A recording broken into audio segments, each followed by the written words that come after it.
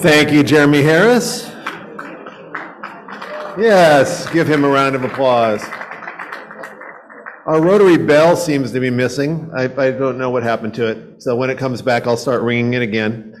Welcome, everyone. Thank you to the Climate Action Committee out in the lobby, and also the Gala Committee out there. And welcome to all of you. The greeting line was the San Jose State University Committee. Thank you to all of them. I know we have a lot of Spartans in the room, including me. If you have a guest, would you bring your guest up to the microphone, please, and say hello and introduce your guest? Mike Fulton's going first. Hey, Mike Fulton, retired banker. I have two more guests from the International House at San Jose State University. Of course, we have a high house committee. First, tall guy is Matthew McCormick. He's the assistant director of the house. He was born in New York State, but he's got quite an international background. Moved to South Korea after graduation, worked the 2018 Winter Olympics, completed his master's degree in Germany with a stint in Egypt, and he majored in comparative Middle Eastern politics and societies, whatever that is, right? Welcome. And also, I have Elias Greenager. He's from the land, you might think about fairy tales and cuckoo clocks. Anybody guess? It's the Black Forest of Germany. He serves as student president of the I House, and he's majoring in industrial design. Welcome to both of you. Thank you, Mike. Larry Stone. Welcome, Larry. It follows me everywhere, doesn't it? I know where you all live, so just be careful. For the second week in a row, I'm glad to introduce my confidential secretary, Lori Lamley. She changed her name, so I Lamley. Thank you. Welcome. Jan Simmons. Hello, President Steve. It's my pleasure to introduce my friend and neighbor, Mitzi Gulpin. She is a HR professional, project manager, and has worked for many very awesome nonprofits. Welcome, Mitzi. Is that Dominic behind that mask? Sure is. Hello, President Steve. It is my pleasure to introduce three guests, three women who are rising stars in the athletics department at San Jose State. We have Alex Sheldon, who's our Director of Hospitality and Events. We have Larissa Leck, who is our Creative Director for Digital Media. And then we have Sierra Painter, who is in fundraising, development, and ticket sales. And she's also our in-game host with a microphone during games. So we'll get this to her later. Fantastic. Welcome to all of you. Arthur, your turn. Steve, it's my pleasure to introduce Polina Feilbach, who is here all the way from Moscow, Russia, by way of Roseville up north. And she's an accountant by trade and is interested in continuing that here in the Bay Area. Welcome, Paulina. Good to have you. Gary. Steve, Gary Giannini. It's my pleasure to introduce Dion Campese's family, his wife Linda, and his son Dion. Welcome, Campese's. I'm a visiting Rotarian from Los Gatos. My name is Jim Holliday, and pleased to be back again to visit. Thanks for coming, Jim. We appreciate it. John Ball is in the house. It's my pleasure to introduce my guest, who's supposed to be standing right here. He's late, so might look him up. He's going to be sitting over here with Dan Orloff and myself. His name is Mike Mock. It's going to be his second time here. And I know him to be a real active community guy. So do two things before you leave. Come over and say hi. Number two, give him a hard time for being late. Thank you. Thank you, John. Just a point of clarifications. It's really, really cold in here. I am actually shivering right now, but I want to assure you that this is a temporary phenomenon. There's some kind of repairs going on. Leslie's on top of it. She's going to communicate with the city in the future and see if we can avoid the meat locker syndrome. That being said, Gary Giannini, my friend, come on up and do a eulogy for our dear friend Dion Campisi.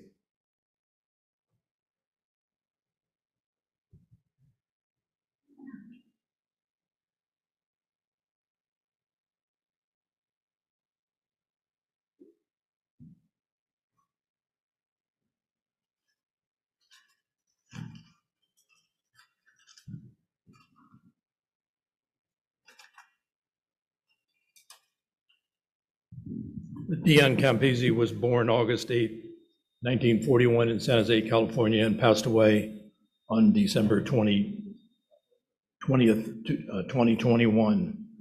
He is survived by his wife, Linda, his son, Dion, daughter, Jennifer, and 2 grandchildren, Olivia Sabatino and Murphy Sabatino IV, as well as his twin brother, John, and Dion's older brother, Dick, predeceased him. Dion grew up in San Jose on the Alameda. He graduated from St. Leo's Grammar School, Bellarmine College Prep, and he attended Santa Clara University for 2 years and then transferred to Creighton University, which his father and older brother Dick had previously attended. Dion graduated from Creighton Dental School and earned a Master of Science in Pediatric Dentistry from Washington University. Dion practiced pediatric dentistry in San Jose for over 30 years. Along with his brothers, Dick and John, Dion was actively involved in the Campisi Ranch in the Central Valley, which was started by Dion's grandfather and been improved over the years. And they're now growing almonds, fruits, and row crops. Dion joined San Jose Rotary in 1976, was an active member for many years, had perfect attendance for over 30 years, was a Paul Harris Fellow, San Jose Rotary Endowment Fellow. Dion's older brother, you may remember, Dick, was our president in 2005 and 2006.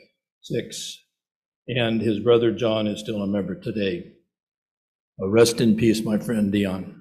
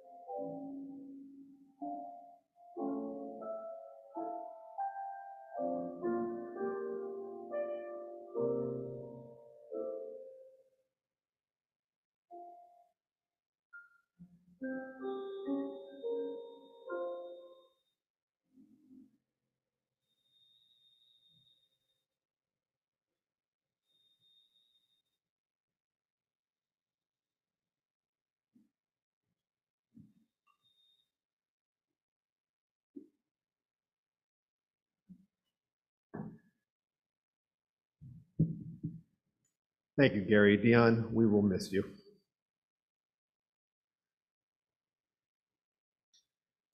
Could Joe Quillisi and Ashley Hopkins Pass please come up to the microphone?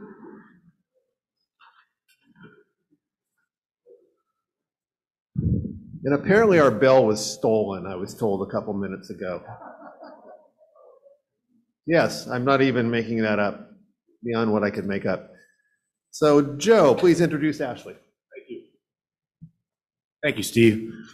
San Jose Rotary Club, I'm pleased to, it's my pleasure to introduce you to Ashley Hopkins Pass.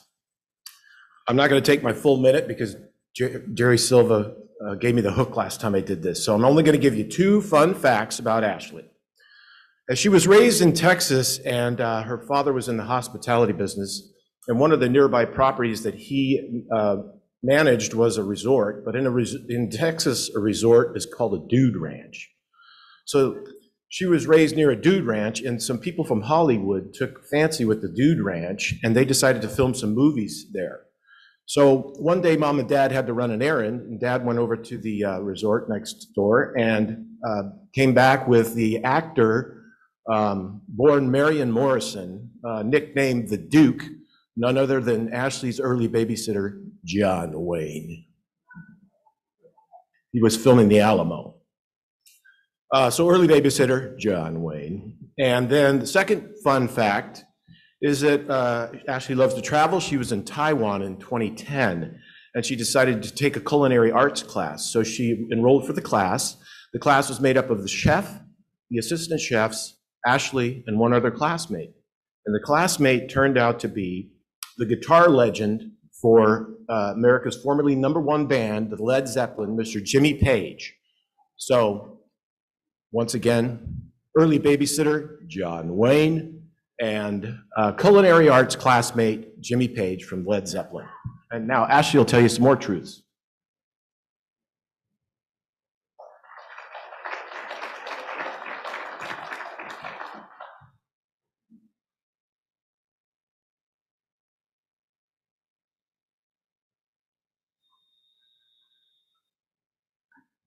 Okay, so as Joe said, my name is Ashley Hopkins Pass. I was born in Houston, Texas. I'm very excited about joining the Rotary Club and working in the International Service and Hospitality Committees. I attended Rice University in Houston, where I majored in physics. After I graduated from college, I entered the Navy, where I learned how to fly airplanes. At the end of my naval career, I ended up in California. I really loved the climate and decided to stay here. So I enrolled in Stanford Graduate School. That's where I met my husband, Chris Pass. We both graduated with PhDs in material science and engineering. He went to work for Altera, and he worked on making programmable logic devices. I went to work for IBM, and I made computer memory disk drives. We have 2 children, Jacqueline and Nicholas. And they're both engineers, which is not surprising, right? And we recently retired, and that gives us time to play a lot of tennis, hike, mountain bike, kayak, play bridge. I'm an avid reader and belong to several book clubs. Now, this picture in front of me, or behind me, is a picture of Carl Solis and myself kayaking on the Guadalupe River next to HP Center there, FAP Center. And you can see it's really a beautiful river. Okay, I'm sorry, excuse me, it's a beautiful river. And I think a lot of people don't realize that because it's not very visible downtown, but it should be because it's gorgeous. And we saw salmon swimming down the river, so the river's alive. And I just wanted to say that, you know, we should create something like the River Walk in San Antonio because this is such a great river. That's all.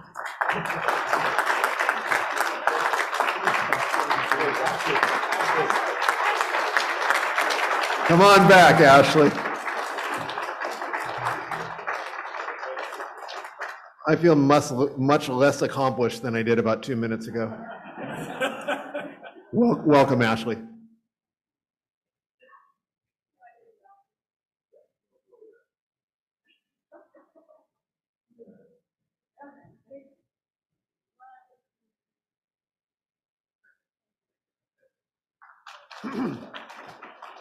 I think Ashley just formed the new Guadalupe River Improvement Committee with Carl Salas as co-chair.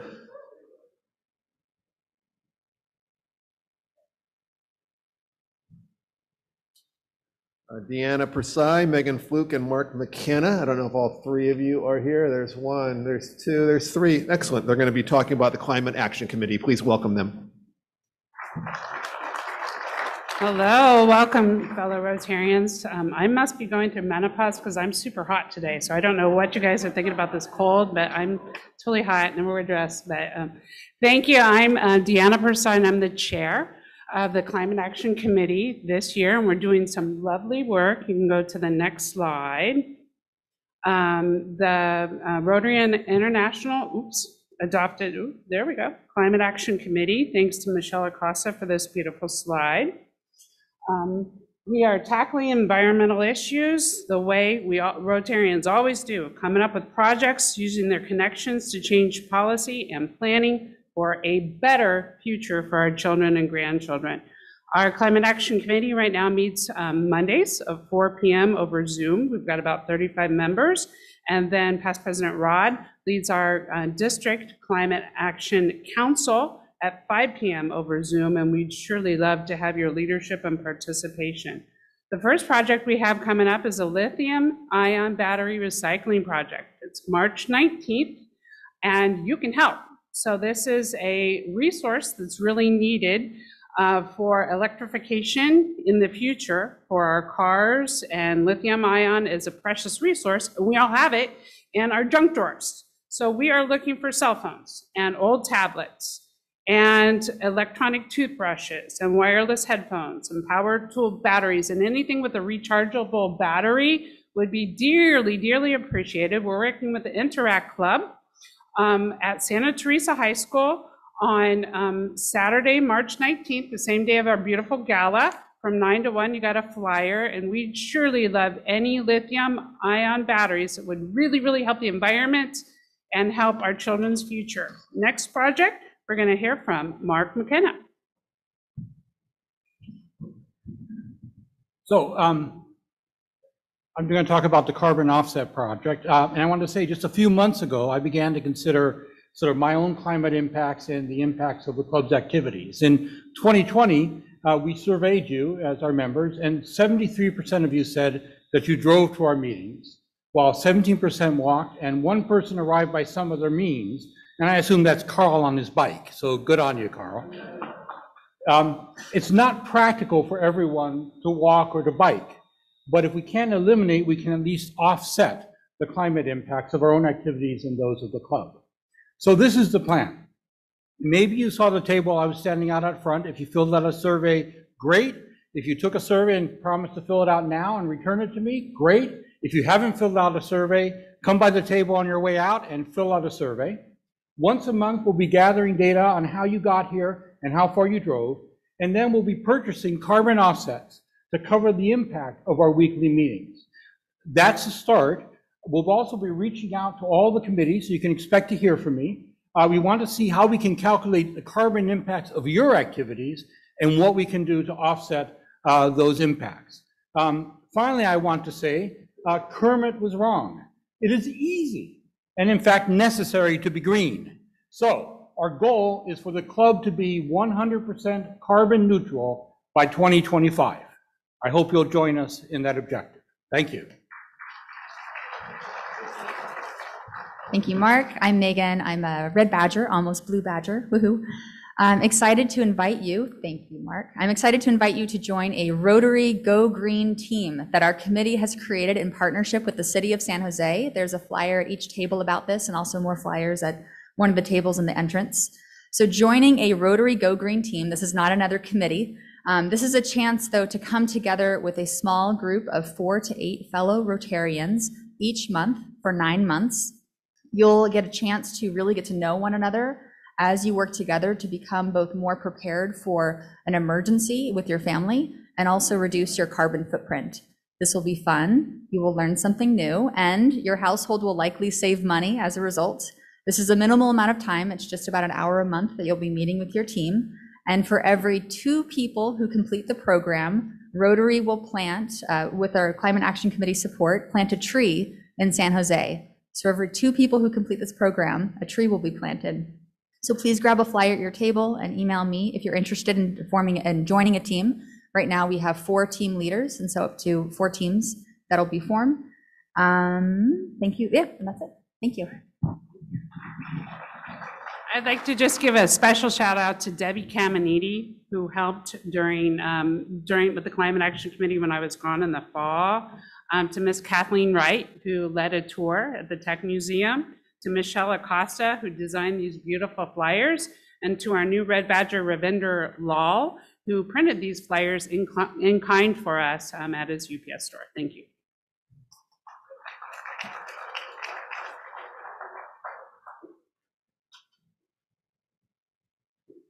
Please support the Climate Action Committee. As you all know, they're doing critical work for our children, grandchildren, and their children. Next up, Nancy Williams. Nancy, are you here? Come on up. She's going to talk to us about the gala. And again, a reminder, please participate. It's our biggest fundraiser. Yes, it is. We're less than a month away. And the question everybody's asking me is, what do I wear? Okay. So think you can either dress black tie or to theme, and the two are kind of the same because fashion has gone like full circle, and we're like jazz club, 60s jazz club. Think Mrs. Maisel meets the Rat Pack. So for men, dress like the Rat Pack, which frankly, if those guys walked into a black tie party today, they'd look fine. Here's some costumes from Mrs. Maisel, or the marvelous Mrs. Maisel. If you've never seen the show, I suggest that you get in the mood for the gala by watching a couple episodes. I wanted to, first of all, thank all of our sponsors. It's just so wonderful the way people have stepped up this year to support the gala. And I really think this is going to be like the best gala ever. We started out thinking, are we going to be able to do this? Are we going to be able to get away with the gala? Are people ready to come out? And, we hear you loud and clear. You're ready. You're anxious, and we are so excited. We're going to put on a hell of a fun night. We also have some fantastic auction items coming up, and I also wanted to mention that the auction is going to open a week earlier. So it'll be online as always, but it's going to open a week earlier, and you don't have to attend the auction to bid on items. Even the live items, you can put in a proxy bid online, and our auctioneer is going to be able to look at it and go, hey, we just got a proxy bid from somebody at home from their house, and they just won the item. So it's great. That's one thing we did learn during the last 2 years of virtual galas, is that the auction actually works better online. So we'll always be doing that in the future. Now, I want to tell you about a few fun items that have come in that are new this year.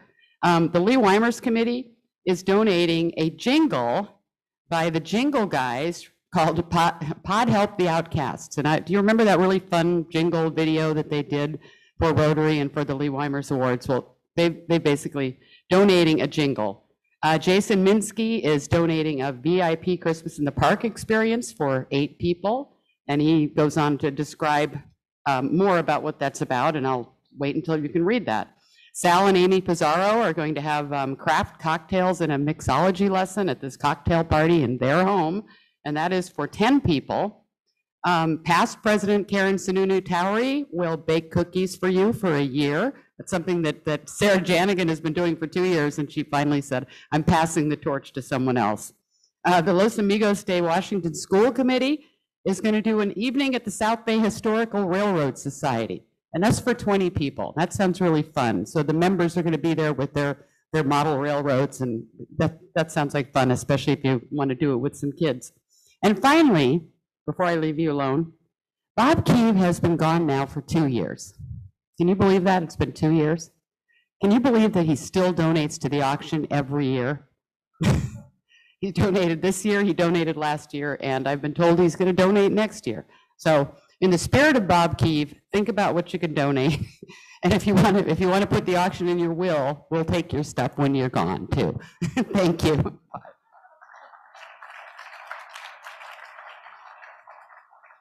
Thank you, Nancy.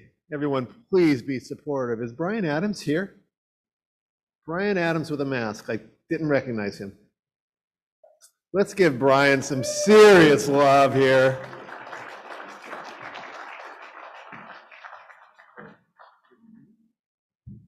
It is so good to see everyone in person, by golly, and I Zoom quite a bit. Hello to all of our Zoomers. Let's give them some love. Hello, Zoomers. And there's good reason for folks that can't make it. You might have medical issues, health issues, maybe you're having a schedule conflict. So it's great that we have this technology to allow folks to tune in. However, I find it much preferable to be here in person. How about you folks, right? So with apologies to David Letterman, I'd like to offer the top 10 reasons to attend a Rotary meeting in person.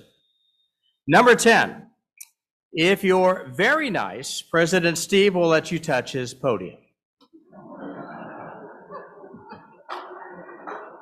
Number 9, face it, we all look better wearing a mask. Number 8, you can't play footsies under the table on Zoom. I know, I've tried, it doesn't work. Number 7, past presidents are beginning to forget what you look like. It's happening. Number 6, someone has to fill Jeremy Harris's piano tip jar. Number 5, where else can you see Sammy? Where's Sammy? Yay, Sammy! Number 4, attending in person is like flying business class, more leg room. Look at, you're all stretching out here. Number 3, we can't play musical chairs without you. They don't realize that happens here, right? Number 2, it's better than having 200 Rotarians meet at your place. Think about it. Drum roll, please. Drum roll. And the number 1 reason to attend a Rotary meeting in person, it's more fun to heckle President Steve while sitting in front of him. That's it. Thank you.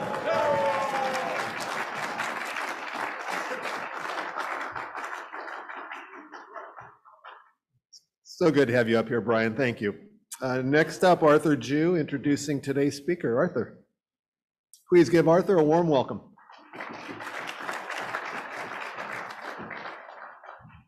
Thank you, President Steve. Brian, you're a hard act to follow. I'm pleased to introduce Liz Wiseman. She is a researcher and a executive advisor who teaches leadership to executives around the world. And I like to call Liz the leadership coach's coach. And she is the author of New York Times bestseller, Multipliers, How the Best Leaders Make Everyone Smarter, The Multiplier Effect, Tapping the Genius Inside Our Skulls, Wall Street Journal's bestseller, Rookie Smarts, Why Learning Beats Knowing in the New Game of Work, and her latest book, Wall Street Journal's bestseller, Impact Players, How to Take the Lead, Play Bigger, and Multiply Your Impact. She's the CEO of Wiseman Group, a leadership research and development firm headquartered in Silicon Valley. Some of her clients include Apple, AT&T, Disney, Facebook, Google, Microsoft, Nike, Salesforce, Tesla, Twitter, and the list goes on.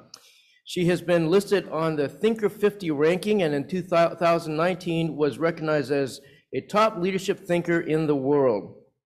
She's conducted significant research in the field of leadership and collective intelligence and writes for Harvard Business Review, Fortune, and a variety of other business and leadership journals. She's a frequent guest lecturer at BYU and Stanford, and is a former executive at Oracle Corporation, where she served as the vice president of Oracle University and as a global leader of their human resource development. I'd just like to add, when Lisa was writing her first book, we had some interactions, and I was not only impressed at how much commitment and energy she put into writing her book and her professional and her consulting activities, but she put the equal amount of energy in balancing that with her family commitments, her personal and her church and community service, and also teaching students. And so here's a lady who really knows what it means to multiply your impact, both in the world and in your personal life. So without further ado, please give a warm welcome to Liz Wiseman.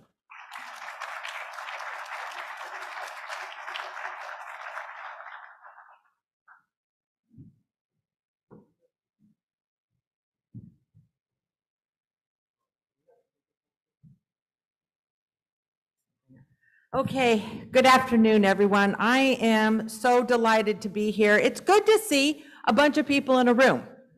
It's good to see a bunch of smart, talented people in a room. I have a bunch of comments about rooms, and I want to start with the elephant in the room. Some of you are wondering, like, what happened to poor Liz? I have a broken shoulder. The short story is I was undone by pizza, but I was saved by chocolate. Came home late one Friday evening, was just booking it through the kitchen, didn't realize my 21-year-old son had just pulled a pizza out of the oven, and he's a messy kid, bunch of slimy yellow bell peppers on the ground. I go flying, but fortunately I landed on my left shoulder and broke that, not my right, because in my right hand I was holding 2 pieces of salted caramel chocolate. And I was saving those, not myself. So it could have been worse. Actually, I mentioned sort of this room because a lot of my research can be kind of summed up with rooms. You know, I've studied some of the best leaders, some of the worst leaders, and really answered this question: what happens when the leader needs to be the smartest person in the room? What happens when the leader's knowledge and intellect and capability become the centerpiece in a room? What happens to a team? I've also looked at this question of, you know, why is it that, you know, people who are new to something often outperform a room full of experts? You know, is there an advantage to being a rookie? And my comments today are really going to center around, you know, in a room of equally smart, talented people, why is it that some people go through the motions and get stuck and do their job, but get stuck, whereas other people break through and have an impact? And why is it in a team of equally talented, capable athletes, some of them are the ones you turn to in the moments that really matter, when things are tough? You've all seen this moment in sports, no doubt, where it's a big game. It's a critical moment, a big game. Everything's on the line, and the coach has to decide who to put onto the field. You've seen this moment, haven't you? I've watched hundreds and hundreds of sporting events, not because I'm a huge sports fan, but because I'm a mom. I have a huge brood, and I'm married to a former collegiate athlete who thinks that our children we're all going to go to college on athletic scholarships, which has not proven to be true. I tried to explain to him in advance. I'm like, yeah, but I'm half the gene pool, so this is not likely to happen. Hence, I can't even walk through a kitchen safely. But I've been to a bunch of games, and I rarely am watching what's happening on the field, but I always watch what's happening on the sidelines. I can't, like as Arthur said, I have to look at the coach. And you've all seen this moment. The coach has to decide. The plays come to a stop, and they have to decide, who am I going to turn to in this moment that matters? And it's not always the smartest, the fastest, the most talented of players or employees that get put in these moments. It's the ones who understand the gravity of the moment, the ones who understand the assignment, the ones who will go in and make the play and get the job done, not for their own glory, but for the team. In the sports world, we call them impact players. But there are impact players in the world of work, standout contributors that we turn to in moments that matter. You ask almost any manager, who are your impact players on your team? Who are the people who are clutch, that you count on, that you give the hardest assignments to, the ones you come to depend on? I haven't encountered a manager who can't tell me who those people are. But I've spent some time trying to understand, what is it that they do? What makes the impact players of the workplace different than other people? And is it something we can all learn to do? So here's the essence of my research. We went out and my team and I interviewed 170 managers from 9 global organizations. And we asked each of those managers to identify 2 people, both of whom were smart, capable, and hardworking. One of whom was doing well. The other of whom was having an enormous impact. These are the people that we came to call the impact players. Now the others we called contributors, typical contributors, ordinary contributors. Now I was struck by a couple things right away when I went through this data. The first is how the managers talk about these impact players. They talk about them with respect, sort of admiration. They see them as peers. They're their go-to people. And they say the value created by the impact players is 3.5 times greater than other contributors. Now, probably important to note in this study that we did, This is not a study of high performers and low performers. It's a study comparing the difference between rock solid contributors and the high impact contributors on a team. They said the value that they added to the team was 3.5 times greater than the rock solid contributors. And I was equally struck by how they described these ordinary contributors, because they used words like this. They said, oh, they did their job. They did their job well. They were brilliant at their job. They followed direction. They took direction. They took leadership. They took ownership. They were focused on the goal, and they carried their weight on teams. So as you look at that profile, does that not look like the ideal team player? The person you would want to hire? And as I dug into this, what I began to see is that these ordinary contributors were absolutely stellar. Stellar team members, stellar performers, stellar contributors, stellar people. They were stellar in ordinary times. But in times of uncertainty, ambiguity, chaos, they fell short. And their way of working and their way of thinking fell short. And it was in these kinds of situations that the impact players thought and worked differently. And what I want to share are some of the small, seemingly insignificant differences in how these people think and work that ends up creating an enormous impact inside organizations, inside companies, inside communities. There were 5 situations in particular that these impact players handled radically differently than the ordinary contributor. The first is messy problems. When, it's not this department's job or that department's job, it's not her job or his job, it's not your job, it's nobody's job, but yet it's an important issue. And so it's kind of everyone's job, but no one's job. It's work sitting in no man's land. Unclear roles, where it's clear that people are working together and collaborating, but it's unclear who's in charge. Or maybe just a meeting where you walk in and you know everyone's willing to contribute, but you're not quite sure who's the boss of this meeting or who's the boss of this initiative. Those roles are unclear. Or unforeseen obstacles, when something unexpected, unprecedented, something you couldn't have possibly planned for, just drops in the middle of your project or initiative or launch, uninvited, unannounced. I feel like we all have earned honorary PhDs in unforeseen obstacles over the last 2 years. Moving targets, where the situation is changing, the market's changing, the needs are changing. When you're shooting at a target, but the target's moving while you're shooting at it. And then lastly, unrelenting demands, where the workload is increasing much faster than the resources to do the work is increasing, where it feels like there's just more to do than is humanly possible. None of these are major crises. They're little moments. But it's how the impact players handle these little moments that informs us why they get entrusted with the big responsibilities and why they're trusted in the moments that really matter. Let me pause here, and I would just ask you, how many of these 5 challenges are you dealing with right now? I'm hearing people laugh like, is it a ridiculous question? People are like, it's all 5.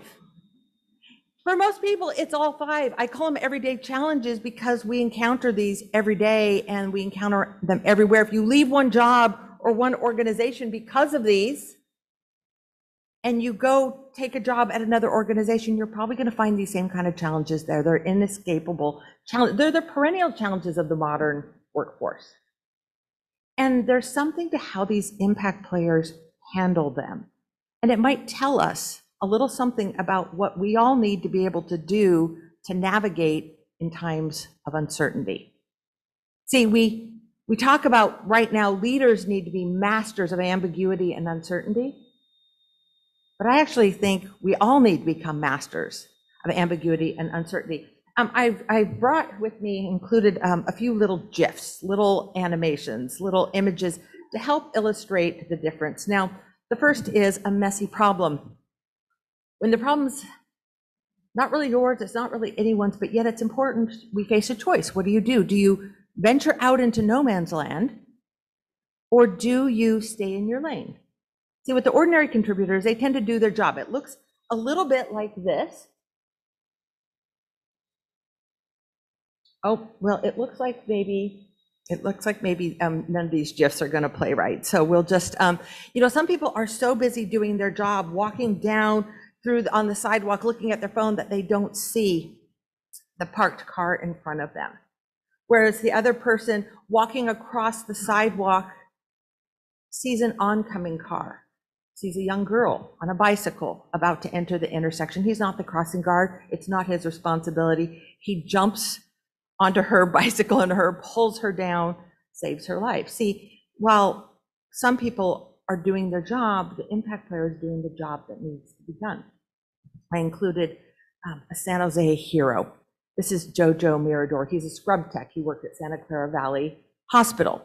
Now, as a scrub tech, his job is, this is for him a picture of a proud moment for him, but really this is a proud moment for me. I was honored to meet him. He's a scrub tech. His job is to make sure all the instruments for surgery are sterile, and then to hand those instruments to the surgeon when the surgeon asks for them. That's his job, period. Jojo doesn't just do his job. It's an academic hospital. It's one of the rotation spots for the Stanford surgery rotation, which means there are surgical residents down there, meaning surgeons in training who don't, every day they show up to work not quite knowing how to do their job, but they're learning it kind of live. So when a surgeon enters the OR with Jojo not only has the instruments ready, he has them laid out in the order that they're going to be needed in that surgery. And he's not just listening for the requested instrument. Jojo is watching the surgeon's hands, anticipating every move, wondering what kind of instrument are they going to need next? How do I have it ready to go at the very moment that they need it? How do I have it ready to go before they ask for it? But he even does more than that. He doesn't just hand the surgeon the instrument that they ask for. He hands them the one they need and offers a gentle suggestion like, you know what, why don't you try this? I think it's going to work better for that job. You can imagine that these young surgeons in training are grateful that he doesn't just do his job. He does the job that's needed. I asked him, but don't some of those senior surgeons kind of get agitated that you're, questioning their choice? He goes, actually, no, they seek me out before surgery and ask me for my recommendations on what instruments to use. In fact, they line up outside the scheduler's office and they all fight for who gets to have Jojo in their OR. And they've come up with sort of like a gentleman's agreement, a gentlewoman's agreement for how they resort, as whoever has the most complicated procedure is the one who gets Jojo in the OR. Not just doing his job, but the job that needs to be done. When it's unclear who's in charge, or there are problems that just are what I call ambient problems, meaning low-grade problems where the current solution or situation is suboptimal but tolerable, problems that we just live with. In those kinds of situations, and our organizations are replete with ambient problems that no one does anything about. And what do? When you see those kind of low-grade problems, do you just let it go? Or do you step up and take charge? This is a young woman who steps up and takes charge. Also, a medical professional, an aspiring medical professional. Her name is Nadia. Did anyone read this? There was an article about her in the New York Times. I would encourage all of you to read the article. There's a number of articles written. She's 22 years old. She's an aspiring medical student. And so in preparation to apply to medical school, she did a volunteer job working as a nurse's assistant. She's also a huge hockey fan. She's a fan here of the Seattle Kraken. Here is her at the game with the Seattle Kraken against the Canadian, Vancouver Canucks. She is sitting behind the box of the opposing team.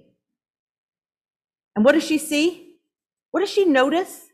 Something on the sideline. She's after my ilk, watching what's happening on the sideline. She notices Brian Hamilton, who's the assistant equipment manager for the opposing team, someone she does not have a lot of obligation to.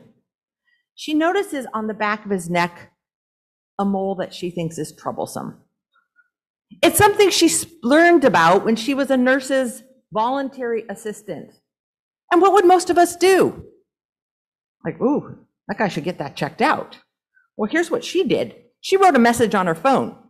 In fact, she highlighted key words like, mole, cancers, doctor, and she's holding it up to the plexiglass. And you can imagine, what is he thinking? Weirdo. And what are the people around her thinking? Weirdo. Well, she does something about it. Now, she doesn't talk to him. He kind of just looks and he's like, that's odd. Game's over. She goes home. He goes home. And, he starts wondering about that. He goes to the doctor and the doctor says, oh, indeed, that's a troublesome mole. That's a cancerous mole. And that young lady probably saved your life. They found her on social media, invited her to her game, and at halftime, I guess, I don't know if there's really halftime and three quarters, but at third time, what, is there a halftime? Periods? Yeah, I guess you can't have three quarters, right? I just failed math. They pull her, at some point when the players stop playing, they pull her up and announce that their team and that game's opposing team have pulled their resources and have awarded her a $10,000 scholarship to medical school. Yeah, see, what we find is in these situations when there are ambient problems, when it's unclear, like the impact players, they don't wait for direction like other people sitting there kind of waiting to be called up. They step up and they take the lead. But they're not these kind of people who always have to be leaders. They serve and they lead. And then when their service is rendered, they fall back. It looks a lot more like a flock of migrating geese that take turns up there in the lead. When there's an unforeseen obstacle, what do? It's easy to get a project started, but what do you do in the messy middle? Some of you will recognize this picture. It's the Mars rover. Does anyone know this one by name? It's part of a twin rover series. There's two of them. One is called Spirit, the other, this is Opportunity. This is the Opportunity rover. It was built by a team, a NASA commissioned team at the Jet Propulsion Lab, and it was built under the direction of Stephen Squires, who was a Cornell astronomy professor who pulled together this team. They bid to build this rover, and their bid won, and it was accepted. They now had to build a rover that could make it to Mars, survive on Mars for 90 sols or 93 days. It had to launch in a certain window because it needed that optimal spacing between Earth and Mars. The next available window would be 4 years later. And so instead of the 48 months they said it would take to build these twin rovers, they were given 34 months. They needed to make sure that these rovers would use the existing landers, a lander being kind of a crate-like device that would take this to Mars, and then a crane-like thing that would then drop it on the surface of Mars. It needed to survive for 93 Earth days. It would run on solar panel, and the amount of solar panels determined its effective life. So these solar panels are arrayed into strings. The strings are on the lander. The lander goes, on the rover goes into the lander. That's the project. They're midway through the project, and Squires gets this email note from one of the engineers. It just says bad news. Mass limitations mean we can only fit 27 strings onto the rover. We need 30 to ensure a 90 sol lifespan. Increasing the rover size to fit 30 strings means the rover won't fit into any of the existing landers. So what do you think his first reaction to this is? What would your first reaction be? Yeah, something like that. Like, we've just missed our window by 4 years. He starts thinking about it, and he starts to see this differently. He said, wait a minute. Actually, if it won't fit into the rover, if the rover won't fit into the lander, this is actually justification to rebuild the lander. It's more work. We'll have to work harder at that. But if we have to build a new lander, we can actually build the rover that we always wanted to build, like the engineer's dream rover. That rover was built, they launched it, it landed, it roamed the surface of Mars for not just 93 days. Does anyone know how long it survived on Mars, taking pictures, gathering critical intel of the surface and the environment of Mars for us. 14 years. 60 times the expectation. Because instead of seeing this problem, they saw an opportunity and they got the job done. See, while other people are busy escalating issues, the impact players are finding ways to finish. And they finish not just strong, but they finish stronger because of the obstacle. Let me share the last of these two quickly, and then we'll take some questions. What do you do when targets are moving? See, most people, they stay focused, and they see that focus as a virtue. They kind of stick to what they know, kind of like keep going in a straight line. They see it as stoic and heroic. Meanwhile, the impact players, they're not trying to minimize or manage change. They're rolling with change. They're riding with change. They're adapting and adjusting to change. It looks a lot like a chameleon that's changing to its environment. It's a lot like my colleague, Sean. For 5 years that I've worked with Sean, I've never once had to sit down and give him tough feedback. And it's not because he doesn't ever miss the mark, he does. But he always beats me to it. Because when he turns in a piece of work, this is what he does. He says, are you getting what you need? What can I have done better? Is there anything I can change that will make this better for the team, for the client? He beats me to it every time. And he always hits everything on the mark. What do you do when times are tough and the work is challenging? See, what most people do is they add to the burden. They kind of like create, oh, I so wish these little GIFs would play here, but they make hard work more difficult, whereas the impact players, they make work light. They make work easy, not because they take away people's work, but because they make hard work feel easier. They're easy to work with. They're low maintenance. They bring a sense of humanity to the work.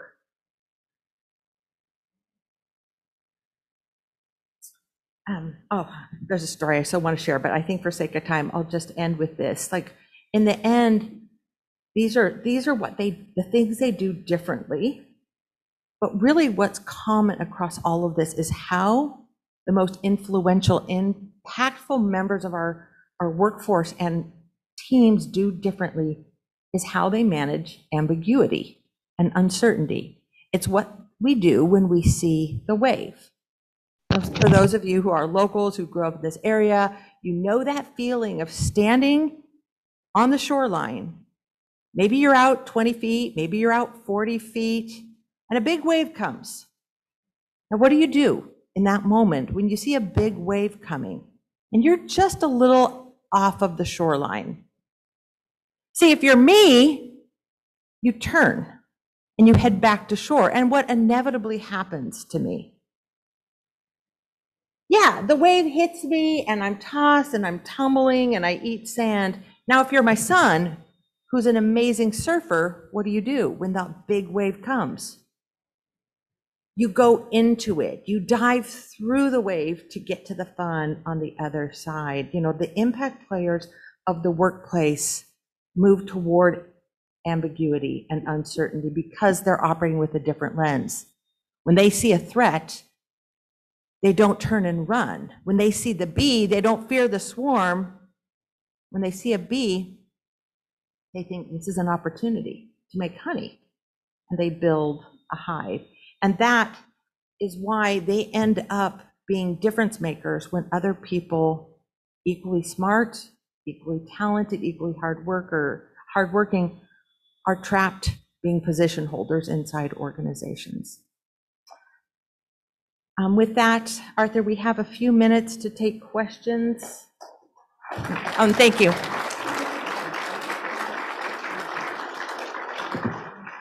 Thank you, Liz. Really fine speech today. If you'd like to ask a question, please come up to the microphone. And a reminder, if you are wearing a red badge, you get to go right to the front of the line. Excellent, excellent. Red Badgers, here you come. Go right ahead. Thank you so much. This was wonderful. Everything in Silicon Valley is messy. It's just the way we are. How do we find those impactful players when we're coming to recruit for our teams? It's so hard to find those people. Yeah, how do you find impact players? It has little to do with their skills. and have everything to do with their attitudes and orientations. You can find it on the website. You don't need to go buy the book, but on the website, there's sort of like, here are all the practices and mindsets of impact players. You can recruit for those things. Now, there's a couple on that list that are particularly important. I'll tell you what those are. It's, do you fear ambiguity, or do you find opportunity in ambiguity? That's probably the top one. If you're looking to hire people with this orientation, I'll give you kind of a shortcut to finding it. My buddy Ben Putterman found this shortcut. I asked him to use this hiring tool I had built. I said, you know what, you're going to hire a dozen people over the next month. Would you use this tool? He calls me up after 3 interviews. And he said, well, first of all, I'm not sure I know exactly who the impact players are after the first interview, but I can tell you who isn't. And he says, and it has everything to do when I ask them to tell me how they handle a situation with ambiguity, I watch their body language. And he says, I'm watching, do they like have this kind of, so careful about, I guess I can't fall off this. Is, you know, like, do they pull away from it? Do they avoid it, or do they move toward it? Like a situation without a leader, what do? Do they step up and take charge, or do they wait for direction? It has a lot to do with just their comfort level with uncertainty and ambiguity. It's probably the number one determinant. Megan. Thank you so much for your presentation. What are some ways to develop high impact players and help to shift folks who are merely contributors to the impact players? Yeah, so how do you develop these impact players? Well, first of all, letting people know here are the differences, like these small differences that will help you to be more impactful. So like cluing people in on some of the mental habits and the practices of impact players is a good start. A lot of it has to do with, let me answer the question just a little bit different way. A lot of people ask me, oh, how do I get impact players? And the real answer to it is not just hire them and develop them and coach them. It's be the kind of leader that these kind of people would work for. Because they're not going to work for a leader who is doing all the hard work themselves, answering all the hard questions themselves. They're going to work for the kinds of leaders who tend to bring out the best in others. And, you know, if you want to be that right kind of leader, the shortcut to that is, I've learned this after decades of research on this. I could boil down what the best leaders do into, in fact, if any of you are tempted to like, oh, let me read Liz's book on leadership, I'll just give you like the real digest version of this. It's like, what the best leaders do, I call them multiplier leaders, is they create 2 simultaneous conditions. They create safety and they create stretch. So they create safety for people to take risks, to do the job that needs to be done rather than just their job. They create psychological safety. They create a sense of belonging. They build trust. They do all those kinds of things. But we all know, like, what's it like to work for a leader who's all safety but no stretch? Boring. What's it like to work for a leader who's all stretch, no safety? Yeah, chaotic, anxiety improved. Like, the best leaders create like equal measures of safety and stretch, and that is the condition under which we tend to do our best work, and it's the condition that allows people to go big. Because we don't go big with just safety. Like, oh, Liz, we think you're great, we love you. We get comfortable. Like, we need a fair dose of stretch, of you can do better than that, you can do more than that, you can handle that, you can tackle that, like, you're gonna be okay. Liz, we only have 1 minute left. Can we get a 10-second question and a 20-second answer? So my question is, for people managing impact players, especially young professionals and young adults, how do we help them show that in their resumes, in their interviews? How do we make them make others recognize that they are impact players when they don't have a lot of experience yet to build off? And a real impact player can answer that in 15 seconds. Got it. Focus on the people you serve and the service that you've rendered rather than the positions that you hold. Liz, just stay up here. We'll walk off the stage together. Big round of applause for Liz.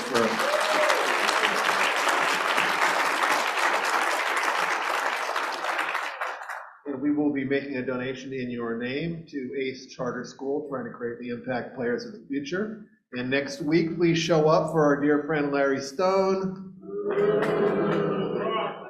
Larry's going to be talking about regional economy, and we also will be serving wine next week, and we'll have Ring the Bell with a non-existent bell. So with that, have a great week. We'll see you next week. Thank you.